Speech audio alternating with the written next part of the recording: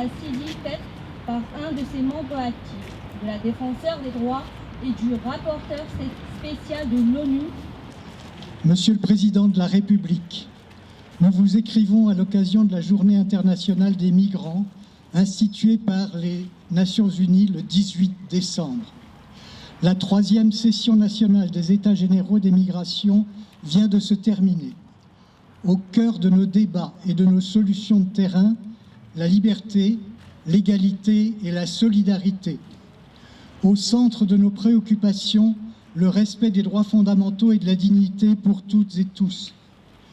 Notre proposition, l'accueil, la régularisation pérenne et inconditionnelle des personnes étrangères et l'égalité des droits.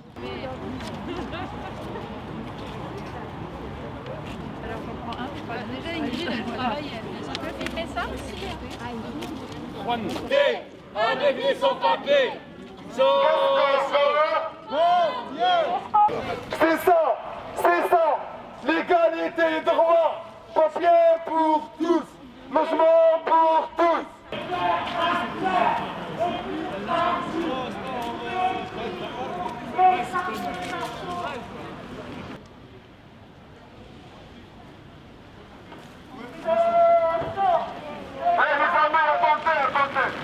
Attendez, il y a le mémorial des migrants.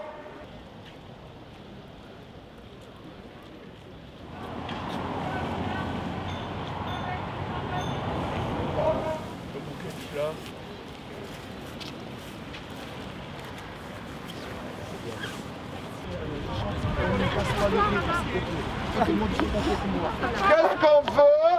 Étranger! J'en appelle modestement à prendre conscience que le Covid ne favorise pas. Beaucoup de personnes sont en France depuis des années. C'est très difficile de travailler en France. En fait, quand on n'a pas de papier, normalement on peut pas. Donc c'est un cercle vicieux parce que pour avoir des papiers, travailler. Mais si vous n'avez pas de papier, vous ne pouvez pas travailler.